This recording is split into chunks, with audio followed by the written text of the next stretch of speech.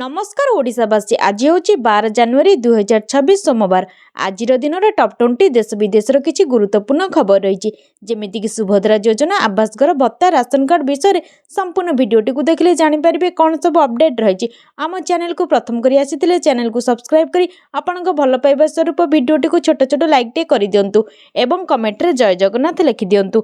आज प्रथम खबर चाषी अपेक्षार अंत एही दिन अकाउंट को आसिबो 2000 टंका देशर लक्ष लक्ष चाषी प्रधानमंत्री किसान सम्मान निधि योजना पीएम किसान योजना केवल एक सरकारी योजना नुहे बरं आर्थिक सहायतार एक प्रमुख उत्स पलटि केंद्र सरकार एपर्यंत यह योजनार 21टी किस्ती सफलतार सहित जारी करिसेंती। वर्तमान चाषी मैंने 22तम किस्ती उत्साह सहित अपेक्षा करिसेंती। सरकारी नियम अनुଯାयी यह राशि वर्ष को 3 थर प्रदान कराए एप्रिल जुलाई अगस्ट नवेम्बर एवं डिसेम्बर मार्च पूर्व किस्ती नवेम्बर 2025 रे जारी होइतिबारु परवर्ती अर्थात 22तम किस्ती डिसेम्बर एवं मार्च मध्य पड़ी था। तथापि पूर्व ढांचा एवं प्रशासनिक प्रस्तुति पर आधार करी यह आकलन करा जाउछि जे सरकार 22तम किस्ती मार्च किंबा एप्रिल प्रथम सप्ताह जारी करि पारंती। वर्तमान प्रधानमंत्री किसान योजना अधीन योग्य चाषी मैंने वार्षिक 6000 पाउछंती जहाँ 2003 समान किस्ती प्रदान करा जाए। परवर्ती खबर 27 ओजेई आवेदन ओडिशा जुग्म प्रवेशिका परीक्षा ओजेई 2026 वर्ष पर कार्यसूची प्रकाश पाई। चलित मास 27 विभिन्न पाठ्यक्रम नामलेखा प्रवेशिका परीक्षा निमंते विद्यार्थी ऑनलाइन आवेदन करें। मार्च 26 आवेदन शेष तारीख रही। मे 11 ରୁ 17 तारीख पर्यंत परीक्षा हेब। मे 31 रे परीक्षाफल प्रकाश करने को लक्ष्य रखा 2026-2027 शिक्षावर्ष पर ओजेई पक्षर एपरी कैलेंडर प्रस्तुत कर 2025 डिसेम्बर 22 रे होइतिबा पॉलिसी प्लानिंग परिषद बैठक में दक्षता विकास और वैषयिक शिक्षा विभाग पक्षर अनुमोदन मिली। परवर्ती खबर ऑनलाइन कार और बाइक ई चालान भरुछंती। वर्तमान ऑनलाइन युग शॉपिंग ठू नहीं बिलिंग प्रत्येक काम ऑनलाइन सुविधा सरल हो जाउची। हाथ पाहांतर सबु जिनिस हो जाउची। सेहीपरि विद्युत बिल पानी बिल भली बिल मध्य ऑनलाइन पैठ हो पारुची। किंतु जदि आपण ट्रैफिक फाइन भरुचंती तेबे सतर्क रहिबा बहुत जरूरी। साइबर अपराधी माने साधारण लोकों को ठकिबा पे नुआ कौशल व्यवहार करुचंती। से माने विशेषकर शिक्षित सॉफ्टवेयर इंजीनियर माने को टार्गेट करुचंती एवं लक्ष लक्ष टंका लुटुचंती। संप्रति बेंगालुरु शहर ट्रैफिक जोरिमाना नाम रे गोटे ठकई को नहीं चर्चा जोर धरिचे। 27 वर्ष युवक अनुराग कुमार पांडे को एक अजणा नंबर एक मेसेज मिलता तांको एथिरे थिबा लिंक उपरे क्लिक करी ट्रैफिक जोरिमाना देबाकू कुहा जायतिला। परवर्ती खबर सुभद्रा टंका ने उपमुख्यमंत्री को बड़ सूचना आज मिलिबा सुभद्रा 10,000 टंका आज मिलिबा सुभद्रा टंका एने घोषणा करिसेंती उपमुख्यमंत्री प्रभाती परिडा। तेबे चलित थर 4,57,681 जन महिला सुभद्रा टंका पाइछंती। पूर्वरु बाद पड़िथिबा 2,55,265 जन को पुणी थर सामिल करा जायछि।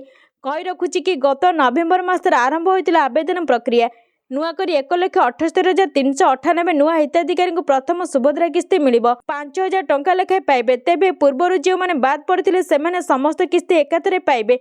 सेहीपरि अभियोग शुणानी रे 24,018 जन हिताधिकारी को सुभद्रा सामिल करा जायछि। 250 कोटी टंकार सहायता राशि खाता को जीव। प्रभाती परिडा कहिथिले एही सप्ताह मिलिबो सुभद्रा टंका सेथिलागि सोमवार और बुधवार भितर मिलिबो टंका। परवर्ती खबर झील पाई चिंता करेनि पितामाता झील विवाह को नहीं बापा माँ को चिंता जीव। ओडिशा सरकार गरीब और असहाय परिवार झील मानक एक गुरुत्वपूर्ण योजना प्रणयन करिसेंती। मुख्यमंत्री कन्या विवाह योजना महिला और शिशु विकास विभाग आनुकूल उपमुख्यमंत्री प्रभाती परिडा उपस्थित विभाग सम्मेलन कक्ष बहु प्रतीक्षित मुख्यमंत्री कन्या विवाह योजना अंतर्गत उपहार सामग्री जोगाइबा महिला और शिशु विकास विभाग एवं हस्ततंत्र बयान और हस्तशिल्प विभाग अधीनस्थ उत्कलिका ओडिशा राज्य समवाय हस्तशिल्प निगम मध्य एक बुझामणा पत्र स्वाक्षरित हो जाइछि। एही बुझामणा पत्र माध्यम उत्कलिका मुख्यमंत्री कन्या विवाह योजना अंतर्गत योग्य कन्या मानक उपहार सामग्री यथा साड़ी चूड़ी पाउंजी झुंटिया अलता सिंदूर समेत समग्र श्रृंगार सामग्री सह बासनकुसन भली घरे व्यवहार सामग्री भली उपलब्ध कराइबा बोली उपमुख्यमंत्री श्रीमती परिडा उल्लेख करिसेंती। परवर्ती खबर आम बस को नहीं सरकार को टार्गेट कले बीजेडी विधायक बारंबार आम बस दुर्घटना पर मुह खोली सरकार को टार्गेट कले बीजेडी विधायक अनंत नारायण जेना। आम बस को नहीं प्रत्येक लोकों पार्टी वर्तमान जमा बस बाहरुची एबे जो भली दुर्घटना हेउची बस निया लागि जाउची से सब लोके भयभीत हेउचंती। बस रा ठीक भाव में जांच मध्य हेउनी। पूर्वर केबे बस को नहीं लोकों भीतर भय देखि नथिले ବର୍ତ୍ତମାନ ପ୍ରତ୍ୟେକ ଲୋକ ଏହି ବସ୍କୁ ଭୟ କରୁଛନ୍ତି। ବିଜେଡି ବିଧାୟକ କହିଛନ୍ତି ଯେ ଯେଉଁ ଦିନଠାରୁ ଏହି ବସ୍ର ଶୁଭାରମ୍ଭ ହେଲା ସେହି ଦିନଠାରୁ କେବେ ଏଭଳି ଦୁର୍ଘଟଣା କିମ୍ବା ଅଘଟଣ ହୋଇନଥିଲା। ବର୍ତ୍ତମାନ କେଉଁଠି ଆମ ବସ୍ ଦୁର୍ଘଟଣା ହେଉଛି ତ ଆଉ କେଉଁଠି ନିଆଁ ଲାଗିଯାଉଛି। ଏହାକୁ ଦେଖି ଲୋକେ ଭୟଭୀତ ହେବା ସ୍ୱାଭାବିକ। ପରବର୍ତ୍ତୀ ଖବର, କେନ୍ଦ୍ର ସରକାରଙ୍କ ନିର୍ଦ୍ଦେଶ ପରେ ଭୁଲ ସ୍ୱୀକାର କଲା ଏକ୍ସ, ଡିଲିଟ୍ କଲା 600 ଆକାଉଣ୍ଟ। କେନ୍ଦ୍ର ସରକାରଙ୍କ ନିର୍ଦ୍ଦେଶ ପରେ ଏକ୍ସ ଅନେକ ଉପଭୋକ୍ତାଙ୍କ ବିରୋଧରେ କାର୍ଯ୍ୟାନୁଷ୍ଠାନ ଗ୍ରହଣ କରିଛି। Social media platform 600 account delete କରିଛି ଏବଂ 3500ରୁ ଅଧିକ ପୋଷ୍ଟ ତାର ପ୍ଲାଟଫର୍ମରୁ ହଟାଇ ଦେଇଛି।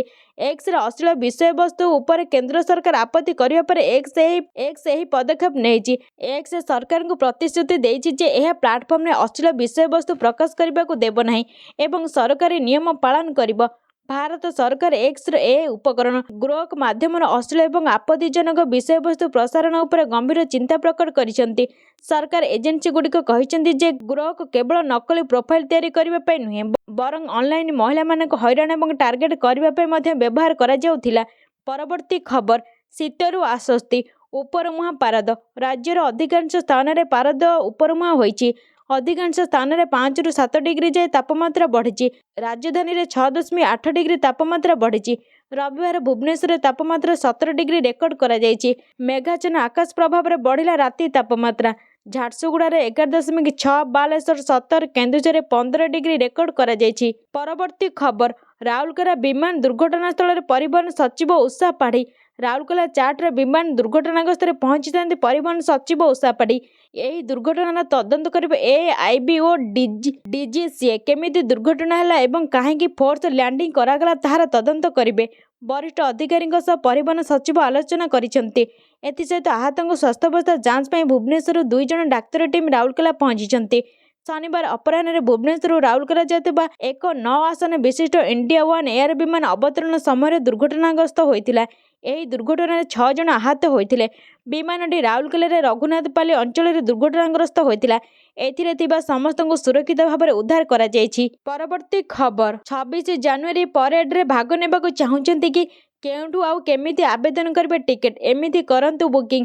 ଭାରତ ଜାନୁଆରୀ 26, 2026ରେ ଏହାର 77ତମ ଗଣତନ୍ତ୍ର ଦିବସ ପାଳନ କରିବାକୁ ଯାଉଛି। ଏଥିପାଇଁ ରାଜଧାନୀ ଦିଲ୍ଲୀରେ ପ୍ରସ୍ତୁତି ଜୋରସୋରରେ ଚାଲିଛି। ଏହି ଦିନ ଦେଶ ଏବଂ ବିଶ୍ୱ ଭାରତୀୟ ସେନାର ଶକ୍ତି, ରାଜ୍ୟଗୁଡ଼ିକର ପ୍ରଜ୍ଞାପନ ମେଢ଼ ଏବଂ ସାଂସ୍କୃତିକ ପ୍ରଦର୍ଶନ ଦେଖିବା ପାଇଁ ଏକାଠି ହୁଅନ୍ତି। ଏହା ପରଦିନ ଅର୍ଥାତ୍ ଜାନୁଆରୀ 28 ଏବଂ 29 ତାରିଖରେ ବିଟିଂ ଦି ରିଟ୍ରିଟ୍ ସମାରୋହ ଅନୁଷ୍ଠିତ ହେବ। ତେବେ ଲକ୍ଷ ଲକ୍ଷ ଲୋକ ଏହି ପରେଡରେ ଅଂଶଗ୍ରହଣ କରିବାକୁ ଆଗ୍ରହୀ। କିନ୍ତୁ ଉଭୟ କାର୍ଯ୍ୟକ୍ରମ ପାଇଁ ଟିକେଟ ଆବଶ୍ୟକ ଏବଂ ଏଥିପାଇଁ ପୂର୍ବରୁ ଟିକେଟ ବୁକ୍ କରିବା ଭଲ। ଯଦି ଆପଣ ଆପଣଙ୍କ ଘରେ ବସି ଟିକେଟ ବୁକ୍ କରିବାକୁ ଚାହୁଁଛନ୍ତି ତେବେ ଆପଣ ପ୍ରତିରକ୍ଷା ମନ୍ତ୍ରାଳୟର ନିମନ୍ତ୍ରଣ ପୋର୍ଟାଲ ମାଧ୍ୟମରେ ଅନଲାଇନ୍ ବୁକ୍ କରିପାରିବେ। ଆପଣଙ୍କୁ ଆପଣଙ୍କ ମୋବାଇଲ ନମ୍ବର ସହିତ ପଞ୍ଜୀକରଣ କରି ଲଗ୍ଇନ୍ କରିବାକୁ ପଡ଼ିବ। ପରବର୍ତ୍ତୀ ଖବର, ଏନ୍ଇପି ଢାଞ୍ଚାରେ ପ୍ରଥମରୁ ଅଷ୍ଟମ ଶ୍ରେଣୀ ବହି, ତୃତୀୟରୁ ପଢ଼ା ହେବ ଯୋଗ କଳା, ଷଷ୍ଠ ଶ୍ରେଣୀରୁ ଧନ୍ଦାମୂଳକ ଶିକ୍ଷା ସାମିଲ। ନୂଆ ଶିକ୍ଷାବର୍ଷରୁ ନୂଆ 55 ବହିରେ ପାଠପଢ଼ା। ଆରମ୍ଭ ହୋଇଛି ବହି ଛପା କାର୍ଯ୍ୟ। ଜାତୀୟ ଶିକ୍ଷାନୀତି 2020କୁ ଆଧାର କରି ପ୍ରଥମରୁ ଅଷ୍ଟମ ଶ୍ରେଣୀ ଛାତ୍ରଛାତ୍ରୀଙ୍କ ପାଠ୍ୟପୁସ୍ତକ ଢାଞ୍ଚା ପରିବର୍ତ୍ତନ ହୋଇଛି। ବହିର ନାଁ ବଦଳିଛି, ବିଷୟବସ୍ତୁ ମଧ୍ୟ ପରିବର୍ତ୍ତନ କରାଯାଇଛି।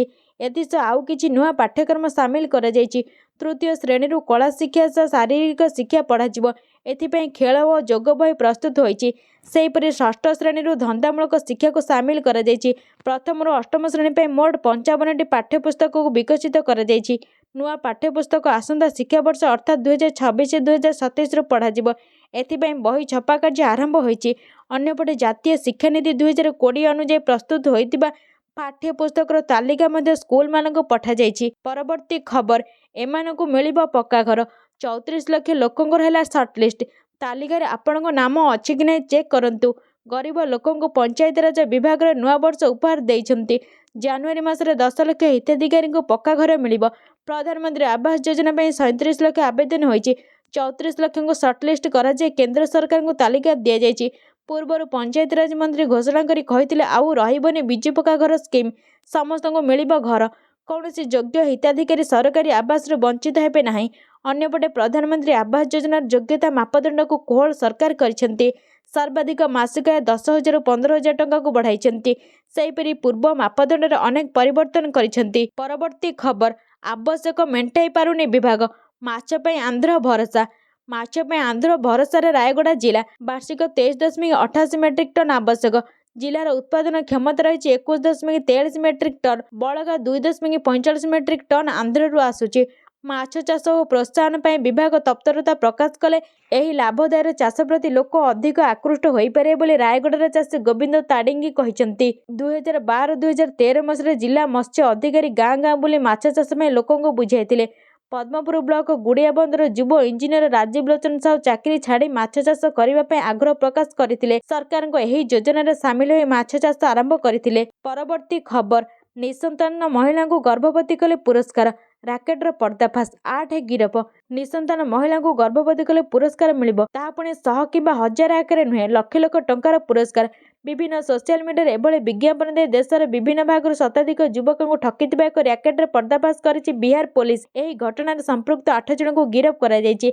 रैकेटर संपृक्त आहुरी 18 जन फेरार अछंती, सेमानकु गिरफ करबाक उद्यम करा जायछि। आज एभली सूचना दैछन्ती बिहार नवादा जिला साइबर सेल मुख्य कल्याण आनंद।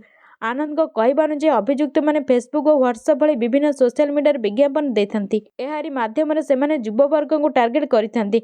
निसंतान महिला को गर्भवती कले 10 लाख टंका पुरस्कार मिलिबो बोली सेमाने प्रस्ताव देइथंती। परवर्ती खबर, विजुक्त 19 डिग्री रे थरुची उत्तराखंड, जनजीवन अस्तव्यस्त। देशर अधिकांश राज्य प्रचंड जाड़े लोके थरुचंती, जनजीवन अस्तव्यस्त हो पड़ी। उत्तर भारत में शीतर प्रकोप सर्वाधिक रही। उत्तराखंड पिथौरागढ़ जिला स्थित मुनस्यारी रे राति तापमात्रा विजुक्त 19 डिग्री सेल्सियस रेकर्ड करा जायछि। शनिवार सकाळे छिड़कानी रे झरणा पानी बरफ पलटि जायछि। चमोली, उत्तरकाशी, रुद्रप्रयाग रे पाइपलाइन में पानी जमाट बांधि जायछि, फल जल जोगाण प्रभावित होइछि। राजस्थान 13टी जिले घन कुहुड़ी और शीतलहरी जारी रही। कालुआ पवन जो ठंडा आहरी बढ़ी। बिहार 32 जिले में घन कुहुड़ी छाई जाइथिला। आसंता सप्ताहक पई एथिरु त्राही मिलिबार संभावना नाही। उत्तर प्रदेश 30 शहर घन कुहुड़ी होइथिला। परवर्ती खबर, राशन कार्ड हिताधिकारी सबुठी खुशी खबर। नुआ वर्ष भेटिदेले मोहन सरकार। राशन कार्ड को नहीं बड़ घोषणा, कैबिनेट बैठक में बड़ निष्पत्ति नहीं मोहन सरकार। साधारण जनता खुशीर खबर रही। राशन कार्ड पर योग्यता सीमा आय बढ़ाइले सरकार। एने राज्य कैबिनेट रे निया जायछि गुरुत्वपूर्ण निष्पत्ति। मुख्यमंत्री मोहन माझी अध्यक्षतार बसिथिबा गुरुत्वपूर्ण कैबिनेट बैठक में बड़ निष्पत्ति निया जायछि। एणिकी ओडिशार ग्रामांचल परिवार आय 15,000 टंका पर्यंत हेले राशन कार्ड पाई परिबे। पूर्वर यह सीमा थिला 10,000 टंका, जहां साधारण जनता को बड़ आश्वस्ति देछि। अधिक हिताधिकारी यह द्वारा उपकृत हो पारिबे। ग्रामांचल एवं 15,000 टंका मासिक रोजगार करुवा व्यक्ति भी राशन कार्ड पाई परिबे। जदि सेमानकर पूर्वर भी अछि तेबे ताहा चालू रहिबो, कटिबो नाही। परवर्ती खबर, सुभद्रा योजना एका बेले मिलिबो 10,000 टंका, लक्ष लक्ष महिला पाइबे। सुभद्रा योजना को नहीं बड़ अपडेट। यही सप्ताह में मिलिबो 2टी किस्तिर टंका, अर्थात 10,000 टंका बैंक खाता को आसवाक जाउछि। एने बड़ घोषणा कर सारी उपमुख्यमंत्री प्रभाती परिडा। सुभद्रा योजना रे मिलिबाक थिबा किस्ती को नहीं बड़ घोषणा करथिले उपमुख्यमंत्री प्रभाती परिडा। एबे जे आदौ किस्ती पाई नथिबा तथा नुआ करी आवेदन करथिबा हिताधिकारी महिला को मिलिबो सुभद्रा योजना टंका। सप्ताहक मध्य ही सीधासलख डीबीटी माध्यम टंका पठाइबे राज्य सरकार। मोट 4,57,681 जन महिला को सुभद्रा टंका मिलिबा नै सूचना दैथिले उपमुख्यमंत्री प्रभाती परिडा। सेहिभଳି नुआ पंजीकरण करथिबा 1,78,398 जन को सामिल करा जायथिबारु सेमाने भी पाइबे प्रथम सुभद्रा किस्ती टंका, अर्थात प्रथम थर सेमानकु सुभद्रा टंका मिलिबो। परवर्ती खबर, सुधरे मिलिबो 20 लाख, जमा करबाकु हेबो मात्र 400 टंका। पोस्ट ऑफिस आरडी सेमानक पय आदर्श, जो माने प्रति मास रे एक छोट परिमाण राशि संरक्षण करि परिबे। आपण प्रति मास रे केवल 100 टंका दे निवेश आरंभ करि परिबे। एहार कौनसी सर्वोच्च सीमा नाही। जे कौनसी भारतीय नागरिक एकक किंबा मिलित अकाउंट खोली परिबे। एही योजना मुद्रास्फीतिर प्रभाव निवेश को सुरक्षा देबाक चेष्टा करे। यह प्रायतः बैंक एफडी अपेक्षा भल रिटर्न प्रदान करे। यह एक सरकारी पांठि योजना, तेणु टंका हराइबार कौनसी आशंका नाही। जो मैंने विपद प्रतिरोध करती सेमानक पय यह एक निर्भरयोग्य निवेश विकल्प। पोस्ट ऑफिस आरडी परिपक्वता अवधि 5 वर्ष। भल खबर होउछि 5 वर्ष पर आपण यहाकू आउ 5 वर्ष पय वृद्धि करि परिबे। एहार अर्थ होउछि आपण मोट 10 वर्ष पय निवेश जारी रखि परिबे। परवर्ती खबर, लाइनच्युत होला मालबाही ट्रेन, बर्तीगला बड़ ट्रेन दुर्घटना। झारसुगुड़ा जिले में मालबाही ट्रेन 3टी बगी लाइनच्युत होइछि। बेलपाहाड़ा फाटक निकट में मालबाही ट्रेन ट्राक रु खसी जना पड़ी।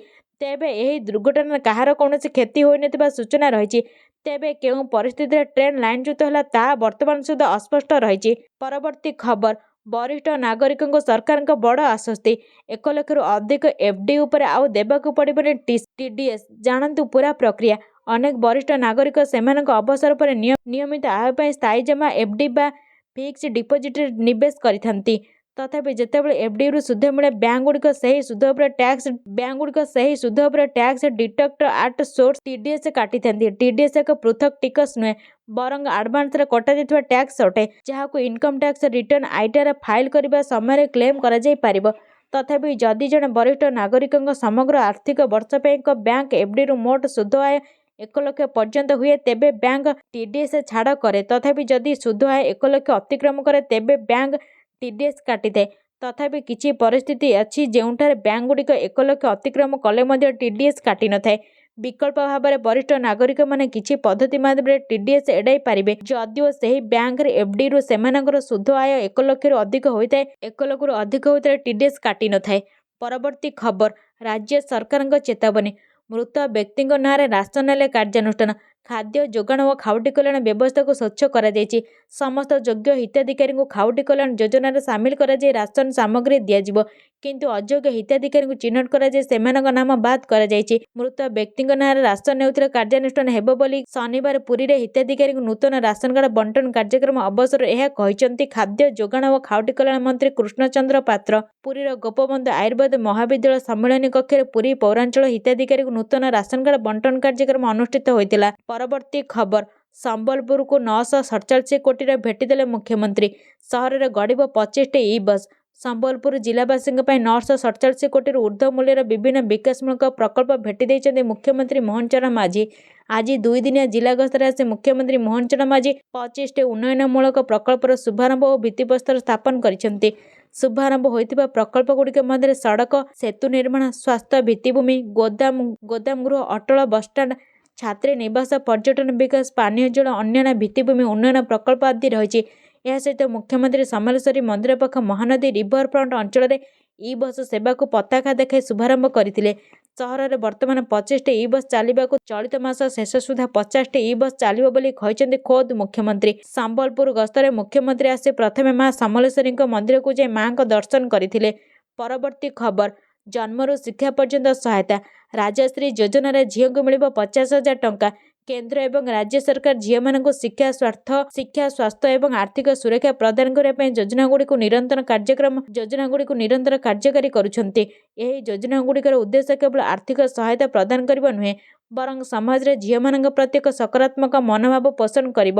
ଏହି ଦିଗରେ ରାଜସ୍ଥାନ ସରକାରଙ୍କ ମୁଖ୍ୟମନ୍ତ୍ରୀ ରାଜଶ୍ରୀ ଯୋଜନାକୁ ଏକ ଗୁରୁତ୍ୱପୂର୍ଣ୍ଣ ପଦକ୍ଷେପ ନେଇଛନ୍ତି, ଯାହା ଝିଅମାନଙ୍କୁ ଜନ୍ମରୁ ଦ୍ୱାଦଶ ଶ୍ରେଣୀ ସମାପ୍ତ କରିବା ପର୍ଯ୍ୟନ୍ତ ଆର୍ଥିକ ସହାୟତା ପ୍ରଦାନ କରୁଛି। ରାଜସ୍ଥାନ ସରକାର 2016ରେ ମୁଖ୍ୟମନ୍ତ୍ରୀ ରାଜଶ୍ରୀ ଯୋଜନା ଆରମ୍ଭ କରିଥିଲେ। ଏହି ଯୋଜନା ଅଧୀନରେ ରାଜ୍ୟର ଝିଅମାନଙ୍କୁ ମୋଟ 50,000 ଟଙ୍କା ଆର୍ଥିକ ସହାୟତା ମିଳିଥାଏ। ପରବର୍ତ୍ତୀ ଖବର, ଶିବ ଭକ୍ତଙ୍କ ଭିଡ଼, ହାତରେ ଡମ୍ବୁରୁ। ଶୌର୍ଯ୍ୟ ଯାତ୍ରାରେ ସାମିଲ ହୋଇ ସୋମନାଥଙ୍କୁ ଜଳଲାଗି କଲେ ପ୍ରଧାନମନ୍ତ୍ରୀ। ଗୁଜରାଟ ସୋମନାଥ ମନ୍ଦିର ଆକ୍ରମଣକୁ 1000 ବର୍ଷ ପୂରିଛି। ଏହି ଅବସରରେ ସୋମନାଥ ସ୍ୱାଭିମାନ ପର୍ବ ପାଳନ ହୋଇଛି। ମନ୍ତ୍ର ଧ୍ୱନିରେ କମ୍ପୁଛି ମନ୍ଦିର ପରିବେଶ। ସବୁଠି ଅଦ୍ଭୁତ ଭବ୍ୟତା, ଦିବ୍ୟତାର ମହଲ ଦେଖିବାକୁ ମିଳିଛି। ଏହି ଅବସରରେ ସୋମନାଥ ମନ୍ଦିର ପରିଦର୍ଶନ କରିଛନ୍ତି ପ୍ରଧାନମନ୍ତ୍ରୀ ନରେନ୍ଦ୍ର ମୋଦି। ଶୌର୍ଯ୍ୟ ଯାତ୍ରାରେ ସାମିଲ ହୋଇଛନ୍ତି ପ୍ରଧାନମନ୍ତ୍ରୀ। ଏହାପରେ ସୋମନାଥଙ୍କୁ ଜଳଲାଗି କରିବା ସହିତ ସ୍ୱତନ୍ତ୍ର ପୂଜାର୍ଚ୍ଚନା କରିଛନ୍ତି ପ୍ରଧାନମନ୍ତ୍ରୀ ମୋଦି। ସୋମନାଥ ମନ୍ଦିର ଅନୁଷ୍ଠିତ ଶୌର୍ଯ୍ୟ ଯାତ୍ରାରେ ସାମିଲ ହୋଇଛନ୍ତି ପ୍ରଧାନମନ୍ତ୍ରୀ। ଏହି ଯାତ୍ରା ମନ୍ଦିରର ସୁରକ୍ଷା ପାଇଁ ପ୍ରାଣବଳି ଦେଇଥିବା ବୀର ଯୋଦ୍ଧାଙ୍କୁ ସମର୍ପିତ ହୋଇଛି। ଶୌର୍ଯ୍ୟ ଯାତ୍ରାରେ 108 ଘୋଡ଼ା ସାମିଲ ହୋଇଛନ୍ତି, ଯାହାଙ୍କୁ ବଳିଦାନ ପ୍ରତୀକ ବୋଲି ବିବେଚନା କରାଯାଏ। ପରବର୍ତ୍ତୀ ଖବର, 67 ବର୍ଷ ବୟସର କ୍ରାଇମ୍ ପ୍ଲାନ୍। ରାଜଧାନୀର ଲେଡି ଗ୍ୟାଙ୍ଗଷ୍ଟର, ବୃଦ୍ଧା ଗ୍ୟାଙ୍ଗଷ୍ଟର ଅପରାଧ ସଉକ 67 ବର୍ଷ ବୟସରେ କରୁଥିଲା କ୍ରାଇମ୍ ପ୍ଲାନ୍।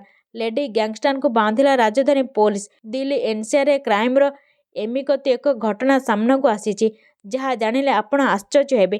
ଜଣେ ବୃଦ୍ଧାଙ୍କ ଖତରନାକ ବୁଦ୍ଧିକୁ ନେଇ ଆପଣ ଚିନ୍ତା କରିବେ। ପରିଣତ ବୟସରେ ଅପରାଧର ପ୍ରି-ପ୍ଲାନ କରୁଥିଲେ ଏହି ମହିଳା, ଯାହା ଜାଣିବା ପରେ ପୂରା ଲେଡି ଗ୍ୟାଙ୍ଗଷ୍ଟର ଗ୍ୟାଙ୍ଗକୁ ଗିରଫ କରିଛି ପୋଲିସ। ଅପରାଧୀଙ୍କୁ ଅସ୍ତ୍ରଶସ୍ତ୍ର ଯୋଗାଇ ଦେଉଥିଲା 67 ବର୍ଷୀୟ ବୃଦ୍ଧ। ନାଁ ତାଙ୍କର ରାମବୀରୀ। ଘର ମିରଟରେ। ଶନିବାର ଦିନ ବୃଦ୍ଧା ଜଣଙ୍କ ଅବୈଧ ଅସ୍ତ୍ରଶସ୍ତ୍ର ଚାଲାଣ ଅଭିଯୋଗରେ ଗିରଫ ହେବା ପରେ ଏବେ ସବୁ ଗୁମର ଖୋଲୁଛି। ସମ୍ପୂର୍ଣ୍ଣ ଭିଡିଓଟିକୁ ଦେଖୁଥିବାରୁ ଧନ୍ୟବାଦ।